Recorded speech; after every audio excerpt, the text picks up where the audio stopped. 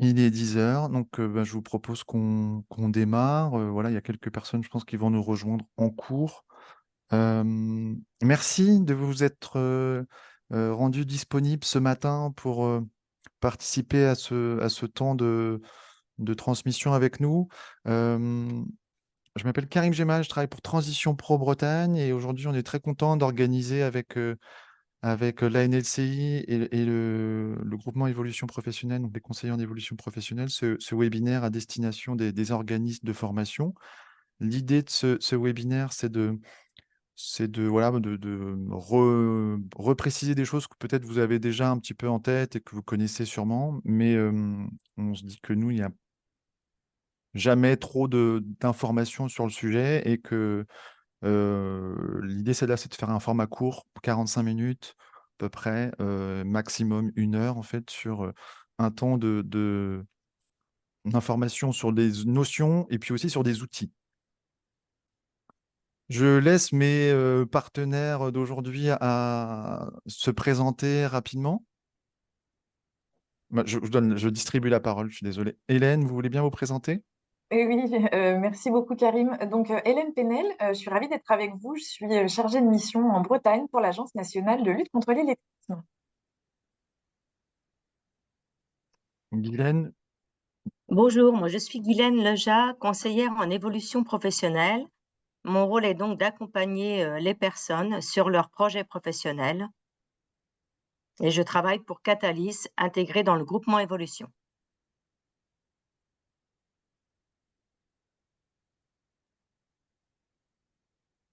vous pouvez me confirmer que vous voyez bien mon partage d'écran, s'il vous plaît? Ouais, Ok, super. Donc aujourd'hui, ce webinaire, il s'inscrit en fait dans une dynamique un peu nationale, c'est-à-dire qu'aujourd'hui, la NLCI, l'Agence nationale de lutte contre l'illettrisme, organise tous les ans, alors c'est même pas une semaine en fait, c'est des journées nationales de lutte contre l'illettrisme. Et on avait, nous, pensé partager en fait notre enjeu en fait de sensibiliser les professionnels de la formation avec lesquels on travaille sur ces notions d'illettrisme et d'outillage pour pouvoir faciliter les parcours qui sont dans ces situations-là. Donc c'est un format webinaire, donc c'est vrai que le format est assez malgré tout descendant, mais l'idée c'est quand même de pouvoir aussi euh, remonter des questionnements, des remarques. Donc n'hésitez pas dans la partie discussion à faire part de vos questionnements et la richesse du coup de ce webinaire, elle va être aussi liée aux interactions qu'on va pouvoir avoir liées aux discussions, quoi. D'accord? L'idée, c'est ça s'inscrit là dans une durée de 45 minutes, 1 heure maximum. Et je vais laisser la parole maintenant à Hélène.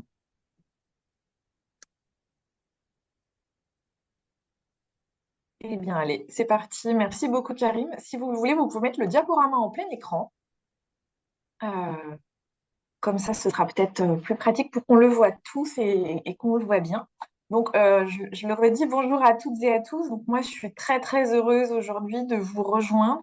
Je ne sais pas si vous le savez, mais c'est le premier jour des Journées nationales de lutte contre l'illettrisme qui connaissent cette année leur 10e édition. Et là, vous entendez le téléphone du bureau qui sonne, puisque ça n'est pas mon bureau. Je suis dans un organisme de formation à Quimper qui s'appelle le CSPS pour aller à une projection de débat cet après-midi. Donc, je ne maîtrise pas entièrement l'environnement sonore. J'espère que ça ne vous gêne pas trop pour la compréhension. Non, ça va. Euh, Super. Alors, cette 10e édition, la thématique de cette année, c'est l'illettrisme en parler pour avancer, dans le but que ce soit un sujet toujours moins tabou pour les personnes concernées et un sujet aussi toujours mieux compris pour les personnes qui les accompagnent. Et donc, c'est ce qu'on vous propose de faire ce matin, de parler de ce sujet. Et on va commencer par repartager quelques repères que peut-être vous connaissez déjà, mais c'est notamment cette définition de l'illettrisme. Donc, on parle bien, quand on parle d'illettrisme, de personnes qui ont été scolarisées en langue française et qui n'ont pas acquis ou qui parfois ont perdu avec le temps la maîtrise de plusieurs compétences de base, que sont la lecture, l'écriture, le calcul. On ajoute à ça les compétences numériques de base et aussi ce sont des personnes qui ont des difficultés à se repérer dans le temps et dans l'espace, puisque là aussi ce sont des choses qui s'apprennent. Et face à ça, ce sont des personnes qui se retrouvent en perte d'autonomie face à des situations simples de la vie courante, comme se rendre seul à un rendez-vous, retirer de l'argent au distributeur, acheter un ticket de métro ou bien même suivre une ordonnance, puisqu'il n'est pas simple de lire la prescription. C'est une situation qu'on peut différencier. Karine, si vous voulez bien passer à la diapo avec le petit schéma. Donc, encore à celle d'après.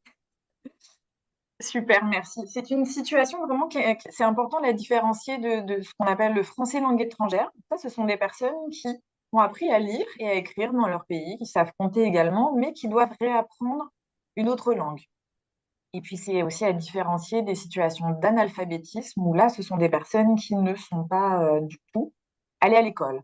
Alors, pourquoi c'est important de faire ces distinctions-là? C'est pas des distinctions cosmétiques, c'est parce que une personne qui a eu des difficultés, qui a été scolarisée en France et qui a eu de grosses difficultés dans sa scolarité, c'est une personne qui est en gros traumatisée de l'apprentissage, traumatisée de l'école, traumatisée de la formation et qui a besoin d'une pédagogie spécialisée pour reprendre confiance, réapprendre à apprendre et puis pouvoir avancer. Alors vous vous posez peut-être la question de, mais finalement, j'ai vu pas mal de gens qui faisaient des fautes d'orthographe dans leur demande d'entrée en formation, dans les documents qu'ils remplissent. Est-ce que c'est de l'illettrisme ou pas? Comment est-ce qu'on fait la différence? Ce qui différencie ces deux situations, c'est que, allez, si je fais des fautes d'orthographe, je peux quand même prendre un post-it, dire à mon conjoint ou à ma femme, peux-tu aller chercher les enfants à l'école ce soir, le poser sur le frigo et l'information est transmise. Une personne en situation d'illettrisme, ça va être compliqué pour elle. Elle va pas pouvoir écrire ce post-it, elle va pas être en autonomie dans les situations de la vie courante. Donc, s'il y a vraiment un mot à retenir, c'est si la personne a un manque d'autonomie du fait de ses difficultés, voilà, on passe dans le côté illettrisme. Si elle fait des fautes d'orthographe, c'est peut-être dommage, mais ça n'empêche pas d'avoir une vie quotidienne tout à fait libre et voilà, et autonome. Alors, on va passer à quelques chiffres, peut-être pour vous redire combien ça concerne de personnes. Donc, en France, c'est bien 2 500 000 personnes qui sont concernées, soit autant que la population de Marseille, Lyon, Lille, Strasbourg, Bordeaux et Toulouse réunis. Euh, on se dit que c'est quand même quelque chose d'assez massif et important. Je vais vous ajouter quelques chiffres. On sait que c'est 10% des demandeurs d'emploi, que c'est 20% des personnes qui sont bénéficiaires du RSA. On sait aussi que c'est la moitié de ces 2 500 000 personnes travaillent. Ça veut dire que ce sont des personnes insérées dans la société, que vous allez rencontrer, qui vont vous faire des demandes de formation, vous allez les rencontrer. C'est pas des personnes qui sont très en marge de la société. Et puis, une petite note assez positive, on sait qu'en 2004, c'était 9% de la population qui était concernée. Maintenant, on est à 7%. Ça veut dire aussi que l'illettrisme n'est pas une fatalité, qu'on peut en sortir quand on prend le temps de faire une remédiation. Et puis, je fais un petit peu de teasing, on aura des chiffres tout neufs réalisés avec l'INSEE en 2024, histoire d'actualiser les chiffres qu'on a actuellement. Alors, si vous imaginez qu'une personne en situation d'illettrisme, c'est quelqu'un finalement, on va voir tout de suite qu'il n'écrit rien, il ne sait pas lire du tout. Très souvent, c'est pas du tout ça, les situations. On voit que chaque situation est différente. Ça peut être des personnes qui ont des difficultés en écriture, mais pas en calcul. Ça peut être des personnes qui savent un petit peu lire, écrire quelques lettres. Euh, Karim, si vous nous mettez la diapo d'après, on voit qu'il y a, super, merci, les 4 degrés de l'illettrisme. Donc, les deux situations les plus, on va dire, où les personnes rencontrent les plus grosses difficultés, c'est les degrés 1 et 2. Et vous, quand vous allez rencontrer ces personnes-là, si jamais elles vous produisent des écrits, ce qui va peut-être pas forcément arriver, mais vous allez avoir beaucoup, beaucoup de mal à déchiffrer. Vous allez même devoir lire à voix haute ce que la personne a écrit, pouvoir déchiffrer. Le degré 3, on est plutôt dans une idée de faire une remise à niveau parce qu'on peut avoir une perte de compétences et si on reste trop longtemps dans le degré 3, on peut retomber dans le degré 2, c'est-à-dire dans une situation d'illettrisme où on va vraiment manquer d'autonomie. Alors, je voulais balayer avec vous, profiter de cette diapo pour balayer 3 idées reçues. La première, c'est non, mais l'illettrisme, c'est quelque chose, ça touche que les jeunes qui sortent de l'école. Alors, pas tout à fait, puisqu'on sait que 53% des personnes concernées ont plus de 45 ans et qu'on a un phénomène d'érosion des compétences. Quand celles-ci ont été, on va dire, pas suffisamment acquises de façon forte et ancrée, les personnes peuvent les perdre. Donc, voilà, ça ne touche pas que les jeunes. Autre idée reçue, on est en Bretagne, la région de la réussite scolaire, donc on n'est pas concerné, on est moins concerné que les autres. Non, non, on a des chiffres à 7%, comme le reste de la France, donc on est tout aussi concerné. On peut aussi se dire, tiens, j'ai reçu un CV de quelqu'un qui a fait une demande de formation, je vois qu'il a un bac, je vois qu'il a un CAP, un BEP, qu'il a même un niveau licence. Je vais me dire, ah bah non, il ne peut pas être en situation d'illettrisme, il a passé un bac, il a passé un CAP. On sait finalement à l'usage que la personne peut avoir des acquis pas tout à fait maîtrisés et finalement peut perdre ses compétences et on va dire retourner dans un degré 3, voire peut-être même un degré 2. Donc vraiment, ouais, soyez vigilants. C'est pas parce que la personne a un bac qu'on va se dire, non, c'est sûr à 100%, elle n'est pas concernée. Et puis après, une dernière petite idée reçue pour la route. Euh, il n'y a que certaines branches qui seraient concernées. Globalement, c'est toutes les branches qui sont concernées. C'est vraiment un sujet qui touche l'entièreté du monde de l'emploi. Alors, si on se penche vraiment très concrètement sur l'illettrisme en formation, les personnes que vous allez rencontrer, et Karine, si vous voulez bien passer la diapo d'après, ouais, super. Les personnes, vous allez pouvoir observer qu'elles ont des difficultés pour remplir ne serait-ce que leur dossier de demande, pour lire un schéma, une consigne de travail, une consigne de sécurité, des histoires de code de la route. Là aussi, elles vont avoir du mal à prendre des notes ou elles ne vont pas en prendre du tout. Euh, il est important aussi quand on entre en formation de savoir apprendre à apprendre. Comment je travaille les connaissances pour qu'elles restent. Et ces personnes qui ont été en difficulté avec l'école, parfois ne savent pas ce que c'est qu'apprendre à apprendre et doivent retrouver une pédagogie adaptée pour savoir faire ça ensuite. Et puis, c'est des personnes qui voilà, s'adaptent un petit peu moins bien au changement, puisque elles ont des stratégies de contournement qu'on verra après. Euh, mais changer d'univers physique, changer de personnes autour d'elles, changer tous les repères qu'ils avaient mis en place, ça peut être très compliqué lors d'une entrée en formation. Et si une personne, voilà, on se dit, bon, allez, elle est hyper motivée, euh, ses acquis n'ont pas l'air vraiment solides, mais elle est motivée, je la fais entrer, bah, vous le savez bien, hein, on a plusieurs risques. On a évidemment le risque de décrochage pendant la formation, et puis, ou bien une rupture de contrat à l'entrée en entreprise parce que l'employeur va se dire, mais non, mais c'est pas possible, je vois qu'il y a des compétences de base qui sont pas acquises. Or, il faut pas l'oublier, une compétence de base, c'est une compétence professionnelle comme une autre, nécessaire tout autant que savoir conduire son poids lourd ou savoir faire du ciment.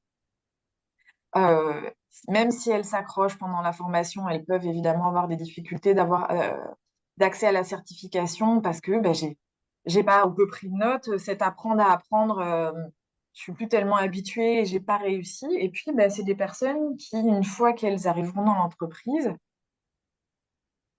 vont pas être totalement libres dans leur travail, vont avoir évidemment un manque d'autonomie, hein. Je vous ai dit que c'était le maître mot tout à l'heure, l'autonomie. Et puis, ben, c'est des personnes qui vont avoir du mal à développer leurs compétences dans l'entreprise, à évoluer et puis à être pleinement épanouies dans le monde du travail. Et puis, mine de rien, ça peut paraître un peu bête, mais c'est vrai que s'ils ratent leur formation, c'est aussi consommer un droit à des financements qu'ils ne vont pas pouvoir mobiliser avant 5, 6 ans. Enfin, c'est vous les spécialistes. Mais c'est toujours un peu dommage. Et puis, vivre un échec, c'est jamais, pour des personnes qui ont déjà vécu beaucoup dans leurs apprentissages, c'est c'est compliqué. Alors, Excusez-moi, Hélène, je me permets d'intervenir parce que j'en prie. je vous en ai parlé du coup juste avant. Ce matin, le hasard fait que j'ai une collègue qui vient me voir et qui me dit j'ai reçu un document dans un dossier. Alors, difficile de le transmettre comme ça. J'aurais bien aimé le numériser, mais on le voit pas très bien. Bon. C'est un test d'admission en formation pour une formation de conducteur routier pour laquelle le bénéficiaire est vraiment en dessous des attendus en fait au niveau des prérequis et au niveau des commentaires. On nous met voilà que très très juste, il doit travailler un plus par rapport à sa volonté de réussir, mais il est quand même admis en formation. Et quand on regarde le résultat des tests, il y a beaucoup d'interrogations sur sa capacité à maîtriser les compétences de base. Et quand je regarde un peu plus profondément dans son dossier, je me rends compte aussi en fait qu'il a beaucoup de difficultés à constituer son dossier. Bon, après, vous allez me dire que le dossier il est lourd à constituer, ce qui n'est pas faux. Mais après qu'il adopte aussi des stratégies un peu de contournement, voilà, en demandant voilà, à son conseiller en évolution professionnelle de faire des démarches à sa place, de se rapprocher de son employeur, de faire compléter des choses alors que c'est vraiment de sa responsabilité. Et là, je me dis, ben, cette personne-là, elle est clairement en fait dans ce qu'Hélène nous expliquait, dans le schéma de contournement, dans les difficultés. Alors c'est quelqu'un qui a un niveau, je crois il a un CAP, il a 45 ans et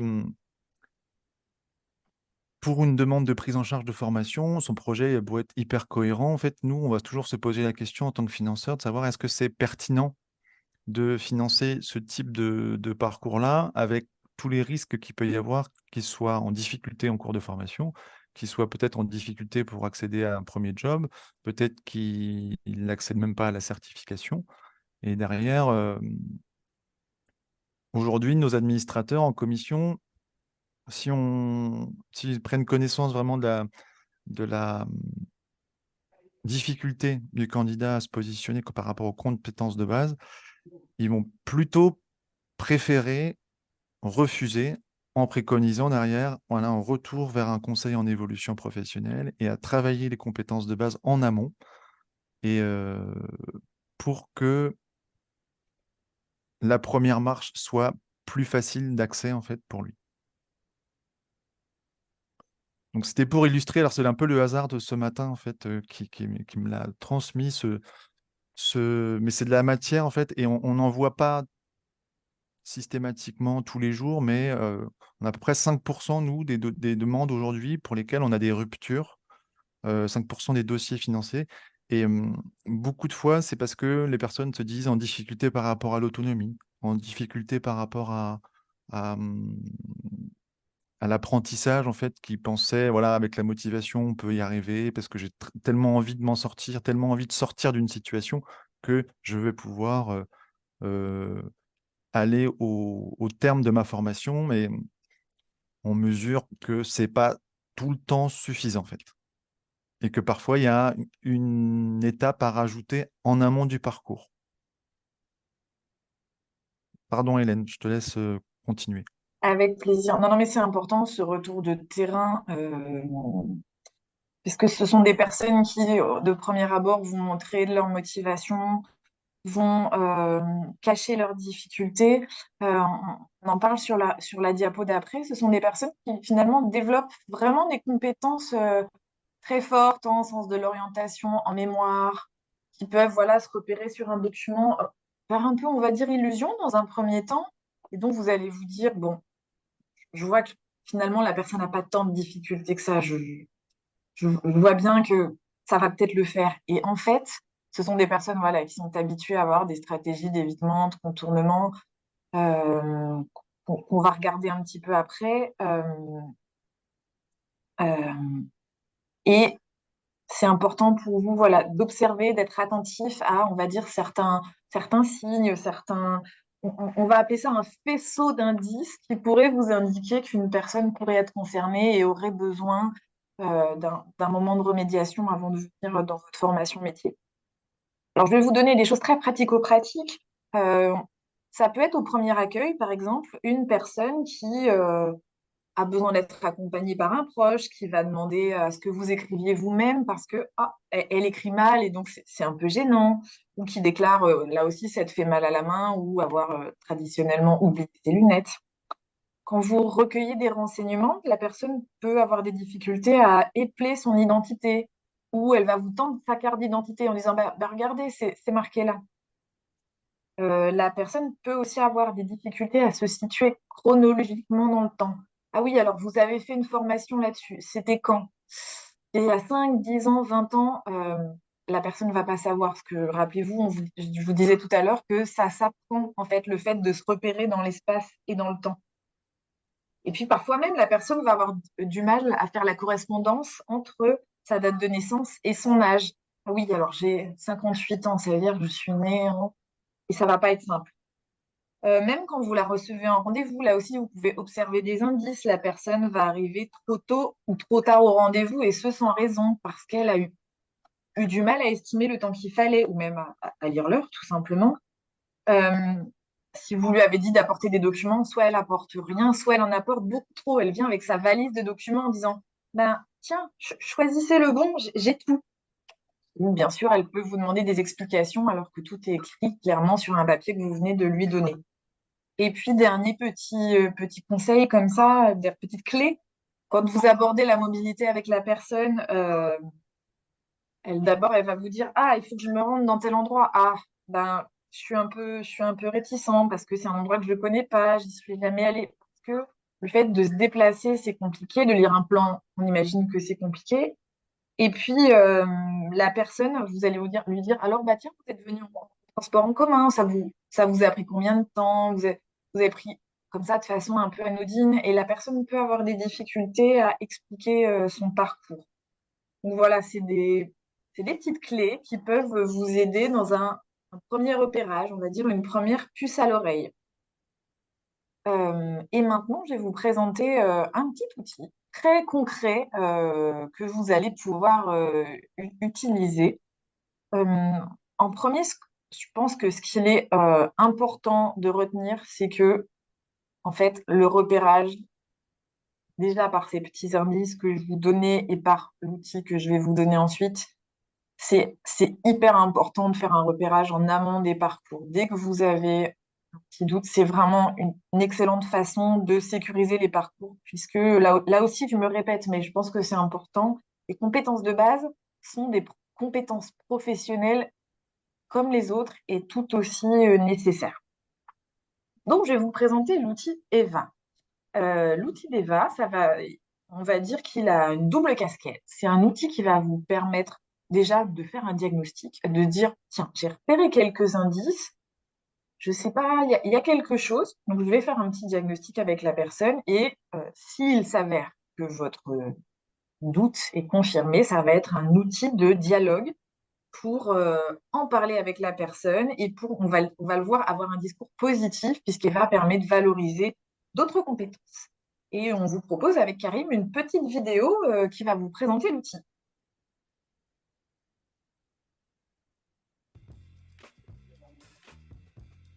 EVA est une solution C'est parfait. numérique qui permet un positionnement simple et rapide des compétences transversales cognitives et de l'illettrisme au travers de Serious Game. La mission d'EVA est de faciliter le retour à l'emploi et à la formation des personnes peu qualifiées. 5 jeux permettent de positionner les compétences transversales avec des contextes professionnels variés. 3 jeux permettent de restituer le niveau de français et mathématiques et de détecter une situation d'illettrisme. Vous êtes un professionnel de l'emploi, de la formation ou de l'insertion? EVA est gratuit pour accompagner le public peu qualifié, en particulier les jeunes. Les bénéficiaires réalisent EVA dans vos locaux ou à leur domicile, en individuel ou en groupe. À l'issue des jeux, EVA vous propose une restitution simple et partageable. Elle est valorisante et facilite l'accompagnement socio-professionnel. En s'appuyant sur les compétences transversales, EVA permet de mettre en avant les potentiels des personnes. EVA permet également un bilan précis du niveau de littératie-numératie. Vous pouvez créer rapidement votre compte et proposer des parcours d'évaluation d'une durée de 30 minutes à 1 heure. Les restitutions sont formulées en langage simple et positif afin d'encourager les bénéficiaires à aborder avec vous les points qui nécessiteront une formation ou une certification, comme par exemple Cléa. Les compétences sont détaillées et sont en lien avec des idées de métier qui mobilisent ces compétences. Alors n'attendez plus pour découvrir EVA et utiliser le jeu comme support d'accompagnement et d'orientation. EVA, c'est Ok. bien un service public numérique qui est gratuit, puisque à la base, c'est bien porté par l'État et qui va vous permettre, voilà, de repérer des difficultés, d'en discuter et surtout de dédramatiser les difficultés, puisque EVA va vous permettre de regarder les compétences transversales, c'est-à-dire la vitesse d'exécution, la concentration, la vigilance et le contrôle, la compréhension des consignes, etc. Donc, en plus de regarder les compétences de base, on regarde aussi d'autres compétences et ça permet, quand on fait la restitution, d'être valorisant pour la personne. Alors, comme le dit la diapo d'après, on peut là aussi composer son parcours à la carte. Eva, ça prend. Si on fait le parcours, je regarde les compétences de base de la personne et ses compétences transversales, ça dure 1 heure. Si vous êtes un peu pressé et qu'il n'y a que les compétences de base qui vous semblent importantes à tester à ce moment-là, c'est 25 minutes. Je voulais vous montrer aussi dans la diapo après que ces petits jeux, ils sont issus du monde du travail. C'est pas du tout un test scolaire qui pourrait rappeler de très mauvais souvenirs aux personnes. C'est un petit jeu qui propose des situations issues vraiment du monde professionnel ou de la vie quotidienne. J'ai une livraison à faire, j'ai voilà, de la maintenance à réaliser, comment je fais? Et voilà, cette idée que ce ne soit pas un test scolaire, c'est aussi une des très grandes forces d'EVA. EVA va vous aider aussi voilà, à restituer le potentiel du bénéficiaire. On va dire, vraiment sur la vitesse d'exécution, vous avez un gros point fort. Et ce qui va permettre aussi ensuite, quand on fait le focus, le positionnement en compétences de base, qu'on voit sur la diapo d'après, de voir que certes, on a vraiment des points forts et puis on a aussi des points qu'on peut améliorer ensemble et ça aide à faire une restitution acceptable. Pour terminer, voilà très rapidement, je voulais vous dire que donc Eva est gratuit, vous pouvez y accéder sans souci en vous créant un compte. Euh, on s'attache à ce que les personnes qui utilisent Eva suivent un petit webinaire d'1 heure. L'histoire, c'est de se faire bien représenter l'outil et puis d'avoir quelques consignes en se disant que, par exemple, Eva, c'est un outil accompagné. On ne laisse pas la personne passer Eva toute seule et lire elle-même sa restitution.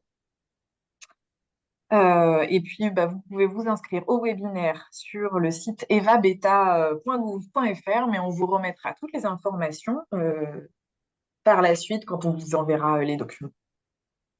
Voilà, Donc, merci beaucoup. le site, il est remis sur la vidéo, là, evabeta.gouv.fr.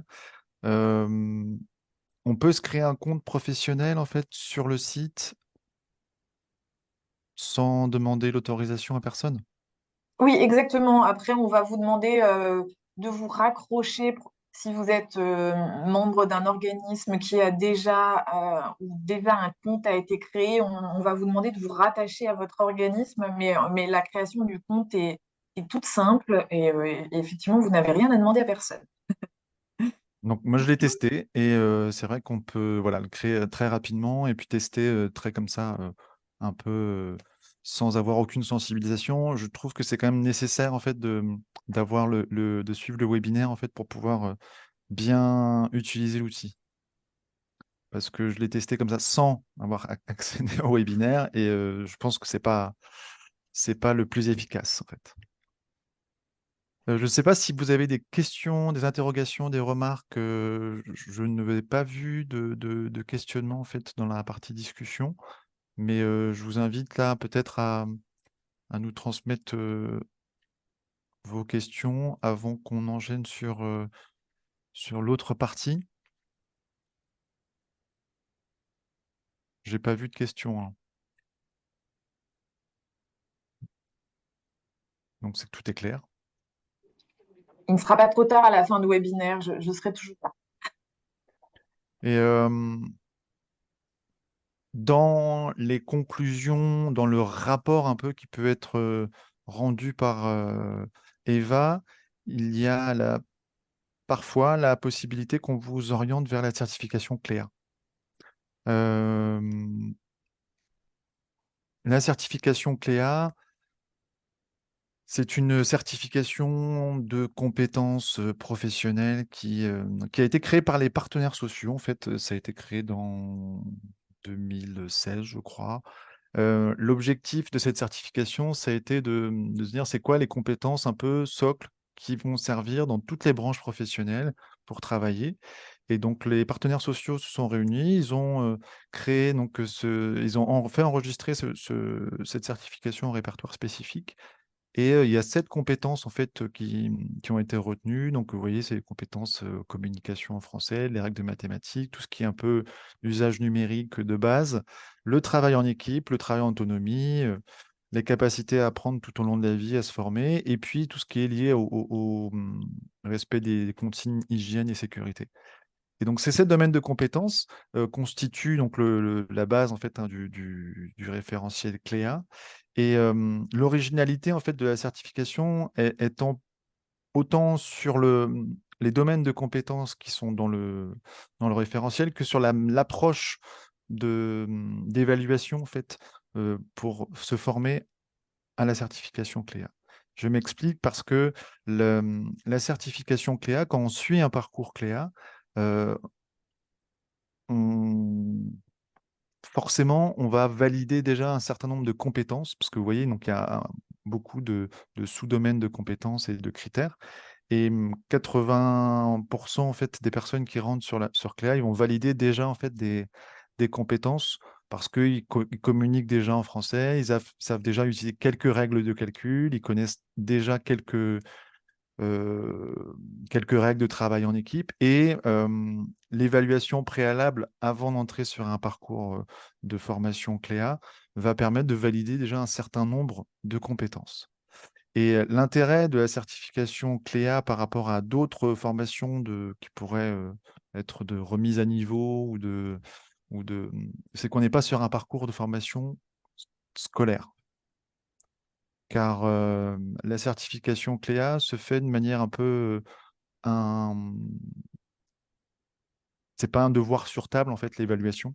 C'est vraiment quelque chose qui se fait soit en entretien, soit en groupe, sur des mises en situation avec, voilà, par exemple, pour illustrer sur les règles de calcul, c'est, ben, voilà, sur une recette de cuisine ou si on a un calcul de proportion, par exemple, si on a tant de grammes de farine ou de chocolat pour 4 personnes, combien il en faut pour 8 et voilà, c'est ce type un peu de questionnement qu'il peut y avoir là en entretien pour faciliter en fait la compréhension du bénéficiaire, mais aussi l'idée de ne pas être sur une évaluation sur papier avec un peu le traumatisme que certains peuvent avoir peut-être sur les examens et puis sur le passage par l'écrit. Donc l'évaluation, elle se fait vraiment en lien avec un conseiller qui est vraiment spécialisé sur une évaluation Cléa et qui est formé aussi à l'évaluation Cléa. Parce que l'idée, c'est d'identifier les compétences en cours d'entretien et en mise en situation. Une fois que cette évaluation, elle est faite, il peut y avoir une validation des 7 domaines de compétences et à ce moment-là, il y a une certification qui peut être délivrée. Ou il va y avoir un certain domaine de compétences sur lequel voilà, l'évaluateur a identifié qu'il est nécessaire de se former voilà, sur une opération mathématique qui n'est pas maîtrisée, par exemple, ou sur certains points de compétences sur la maîtrise du français qui sont à compléter, sur les gestes et postures, par exemple, de sécurité, hygiène, sur lesquels il y a besoin aussi d'avoir un rappel. Donc, en général, il y a une formation qui est, après évaluation, qui est préconisée, un parcours qui va durer, c'est très variable. Des fois, ça va être 10 heures, 15 heures. Des fois, ça va être 120 heures parce que là, il y a un travail un peu plus important à, à faire. Et ce parcours Cléa, là, ce qui est intéressant, c'est que on imagine, nous, que c'est la marche nécessaire pour certains avant d'entrer sur un parcours de formation. Et c'est aussi pour ça qu'aujourd'hui, nous, ça a du sens en tant que transition pro de faire la promotion de cette certification Cléa. Au-delà du fait qu'on soit certificateur pour Cléa, c'est qu'on dit par exemple, pour la personne là, où on a un petit peu décelé qu'il y avait des compétences de base un peu justes pour entrer en formation, on se dit que voilà, une certification Cléa pourrait être très intéressante parce qu'il n'a peut-être pas besoin de 300 heures de formation. Ce monsieur-là, peut-être qu'en 50 heures, en fait, ça suffit et ça lui permet de raccrocher les wagons. L'évaluation, ça va être l'évaluation Cléa, ça va être un positionnement un peu plus sur lequel on va lui permettre euh, d'être aussi sur une sécurisation de son parcours, son parcours de formation. Euh, Après, l'intérêt aussi de Cléa, c'est qu'il y a plusieurs moyens de le financer. Parce que c'est inscrit au répertoire national des certifications. Non, c'est inscrit au répertoire spécifique, pardon. Mais c'est éligible au financement public. Donc, c'est pour les demandeurs d'emploi, ça peut rentrer dans le financement de prépa clé. C'est éligible au CPF. C'est finançable par les employeurs dans le cadre de leur plan de développement des compétences, par les OPCO. Donc, il y a des moyens en fait, de financer ce parcours-là qui sont multiples en fonction du statut des personnes. Et l'intérêt, c'est que aussi, notamment des salariés qui ont quelques années d'expérience, peuvent mobiliser en fait leur compte personnel de formation. Guylaine, tu avais une question? Est-ce que tu peux expliquer, dans le cas d'un dossier de formation par le projet Transition Pro, comment s'introduit Cléa au préalable? Alors, c'est là où Guylaine, en fait, je trouve on a un vrai travail à faire en partenariat avec le Conseil en évolution professionnelle. Parce que nous, quand on reçoit une demande de prise en charge de formation pour un parcours de formation d'un salarié, par exemple, typiquement, là, un conducteur routier, on va parfois identifier que l'organisme l'admet en formation, que la personne il a une certaine fragilité en fait et comme je vous le disais tout à l'heure, la commission, ils vont se poser vraiment la question de savoir est-ce que c'est rendre service à la personne que de le financer parce qu'il y a des points de fragilité. Et aujourd'hui, les stats montrent qu'on a voilà, à peu près 5% en fait, des dossiers qui, voilà, en cours de formation, se retrouvent en difficulté justement par rapport à l'autonomie. On se retrouve en difficulté par rapport tout simplement aux apprentissages. Et les ruptures de parcours, alors c'est pas 5%, les ruptures de parcours, c'est 2%. On arrive à en rattraper un petit peu. Mais c'est pas simple et ça demande aussi à l'organisme de formation qu'on l'alerte, qu'on lui dise voilà, sur ce parcours-là, on a identifié qu'il y avait des difficultés. Donc on essaie de les identifier en amont, mais on fait aussi du suivi en fait en cours de formation et les bénéficiaires nous font remonter aussi leurs difficultés en cours de formation. Et c'est toujours plus compliqué en fait en cours de formation. L'idée, c'est de pas être sur de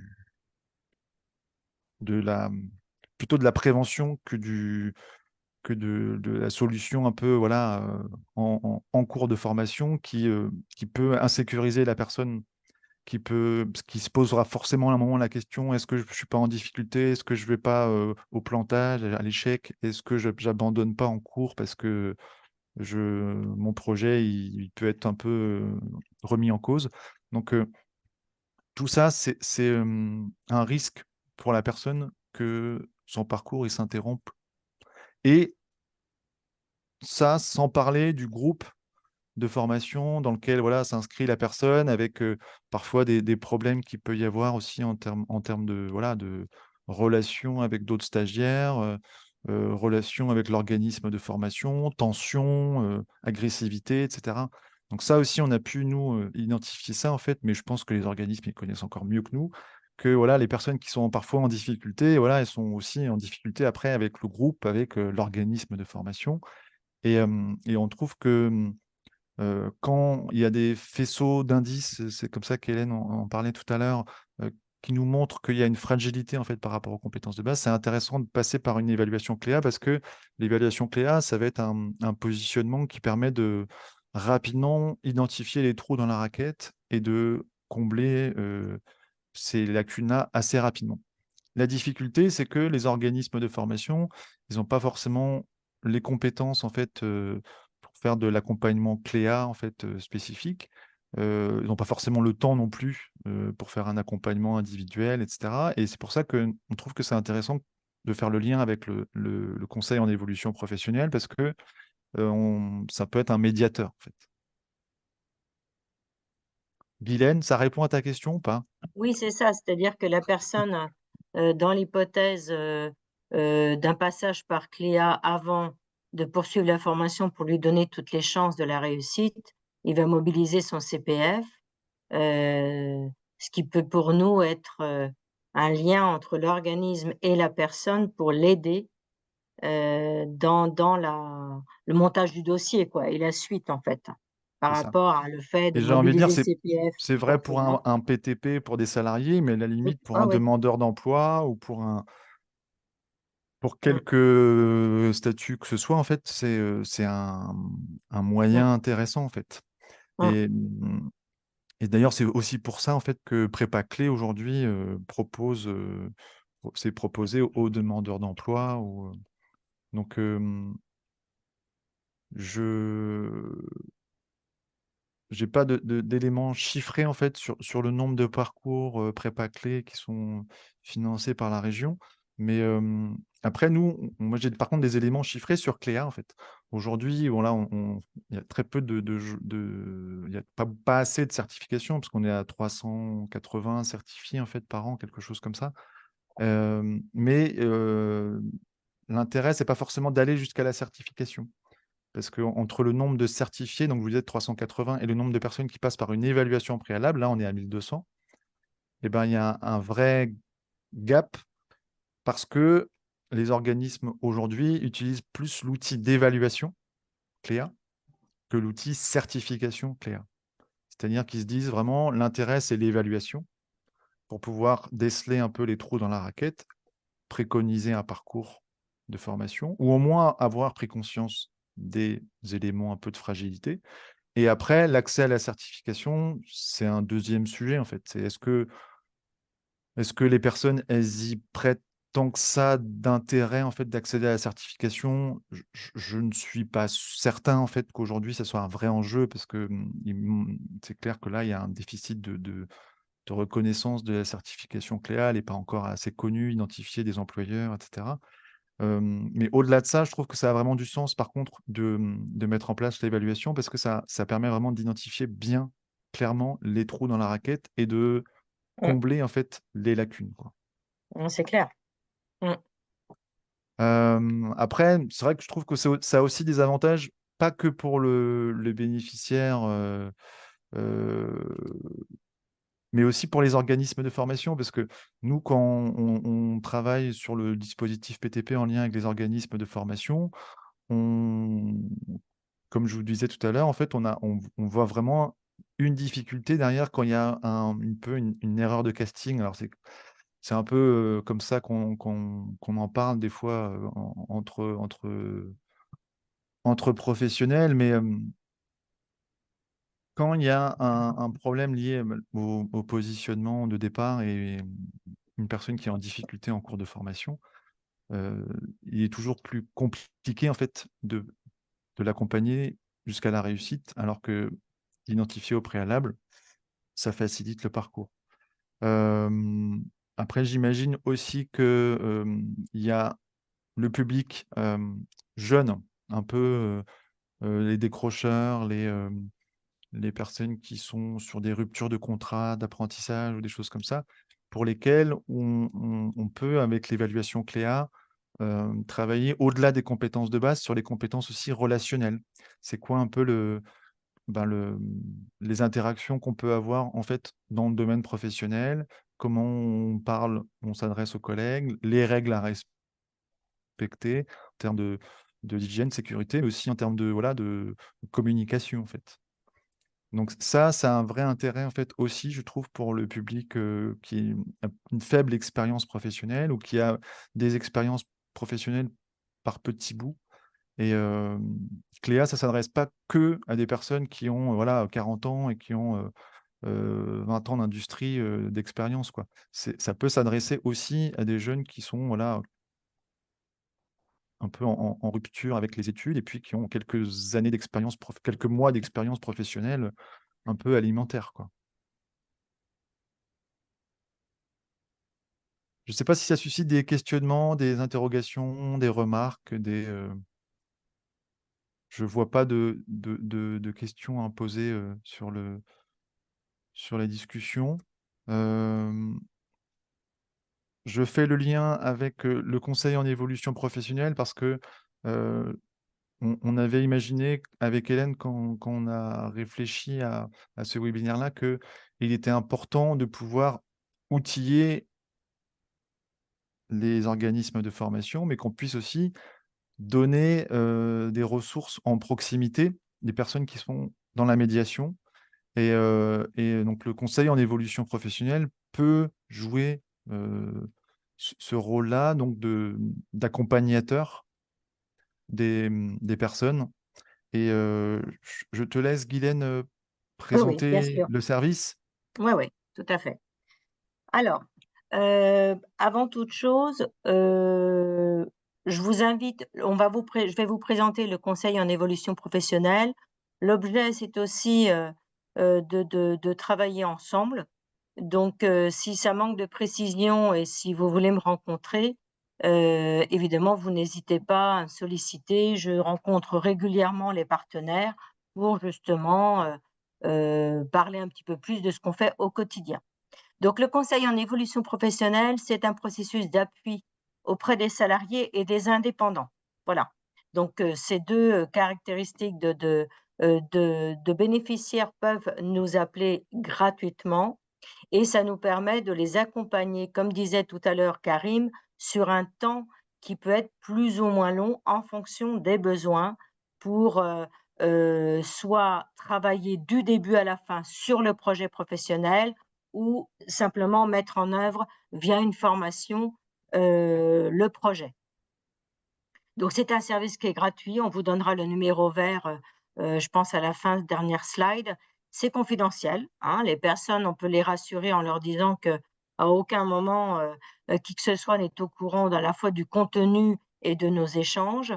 Et puis c'est accessible, on n'est pas obligé de se déplacer physiquement pour venir nous voir. Les rendez-vous, en visio ou distanciels par téléphone sont tout aussi, adaptés aux attentes, des personnes.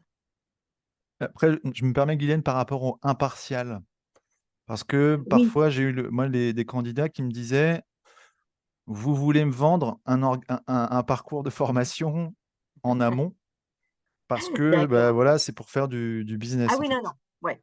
En fait, quand on leur, présente un peu notre rôle au départ, on leur dit bien que, si le service est gratuit, effectivement, nous sommes neutres, par rapport, aux formations. L'objectif est que le projet soit viable, que le projet corresponde à la demande de la personne et en l'occurrence, on parlait de Cléa, effectivement, l'objectif, c'est de donner toutes les chances à la personne, heu, à terme d'arriver à son projet et de se réaliser.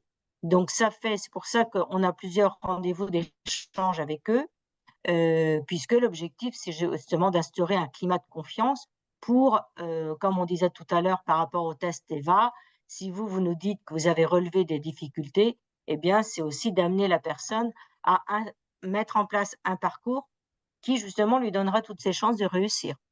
Mais effectivement, nous, notre rôle, c'est, de on ne vend, on ne vend pas de formation, non, on n'a aucun intérêt. Je veux bien la slide d'après. Pardon. Donc cette slide permet un peu de recadrer, par rapport aux différents acteurs. Comme vous voyez, effectivement, la PEC et Pôle emploi, effectivement, accompagnent plutôt les personnes demandeurs d'emploi. Comme vous voyez, le conseil en évolution professionnelle est rattaché au mot que vous verrez qui est le groupement évolution, car moi, Guylaine Leja, je fais partie de Catalys, mais on s'inscrit dans un groupement, ce qui nous permet de couvrir la Bretagne. On va en parler tout à l'heure. Donc, les publics qu'on accompagne, ce sont les salariés du secteur privé, les travailleurs indépendants, mais aussi les contractuels qui peuvent travailler dans le secteur public, les intermittents du spectacle, les intérimaires, les saisonniers, toute personne en fait qui a un contrat de travail en intérim, en CDD, et puis de l'âge également, moins de 26 ans également. Et les personnes qui ont un handicap, mais dont le handicap n'a pas d'incidence sur le projet professionnel. Si c'est le cas, par contre, effectivement, là, on réoriente vers les acteurs qui sont plus à même de les accompagner, comme Cap Emploi. Donc, nous, c'est vraiment les salariés, quelle que soit la durée du contrat de travail.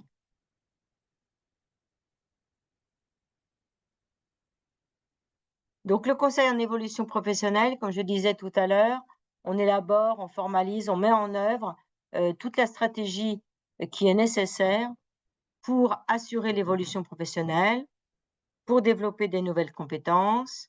C'est aussi pour une reconversion. En fait, le motif de nous solliciter n'est pas toujours la reconversion, ce qui souvent est dans l'esprit de tout le monde.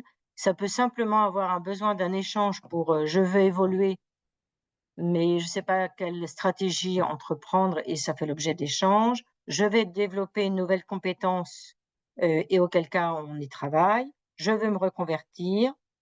Je veux reprendre une activité ou je veux créer une activité, donc être indépendant. Je veux obtenir une certification professionnelle ou alors je veux assurer une mobilité interne ou externe. Donc, comme vous voyez, les sujets qui font qu'on peut voir un CEP sont très, très larges. Mm. Et aujourd'hui, est-ce que vous avez, Guylaine, beaucoup de personnes qui viennent vous voir et qui ont justement ce parcours-là de formation à l'esprit et en se disant j'ai peut-être une remise à niveau à faire ou Alors, l'utilisation de mon CPF avant j'ai un trouvé peu. très intéressant ce qu'a dit Hélène tout à l'heure au niveau des stratégies des personnes. Parce que nous, c'est tout à fait ça. D'accord? C'est-à-dire que, tu sais bien Karim, on verra tout à l'heure, mais il y a aussi des personnes qui viennent nous voir pour les aider, puisque c'est souvent notre cas, c'est d'appuyer au travers de la rédaction du projet pour que la commission puisse avoir comment dire, une lecture, fluide et une bonne lecture du projet et toutes les démarches qui sont engagées. Voilà, un petit peu, nous, on leur dit, il faut que la commission voit tout ce que vous avez fait pour prendre une décision. Donc, on est là pour vous appuyer à la fois sur des choix, mais Ok. aussi pour le parcours et la rédaction du projet. Donc, effectivement, comme le disait Hélène, eh bien, on voit certaines personnes qui nous demandent de faire à la place d'eux. Voilà, ça peut être un des cas de figure qu'on voit souvent. Et effectivement, dans des cas comme ça, eh bien, voilà, on voit bien qu'il y a un petit souci, quoi. C'est là que c'est intéressant de pouvoir contacter le centre de formation pour en parler ensemble, pour dire, voilà, au niveau des tests, qu'est-ce qui s'est passé? Voilà, je trouve que c'est intéressant. Comme ça permet d'aborder un parcours adapté. Comme je vous disais tout à l'heure, le service est gratuit. Ensuite, nous travaillons sur le groupement évolution, ce qui nous permet, avec le CLPS, Analyse et Action, Tingari et nous qui sommes mandataires, de couvrir toute la Bretagne. Donc, c'est ainsi que à chaque proximité, vous trouvez un interlocuteur qui vous aidera dans le parcours. Ok. Voilà. Donc, alors, sur la précédente slide, effectivement, je ne savais pas trop si tu avais d'autres slides, Karim. La personne qui va appeler va avoir un chargé d'information qui va donc bien vérifier que la personne est salariée et que sa situation donc lui permet de rentrer en contact avec le conseil en évolution professionnelle du groupement évolution et à partir de là, elle va donner un rendez-vous. Voilà.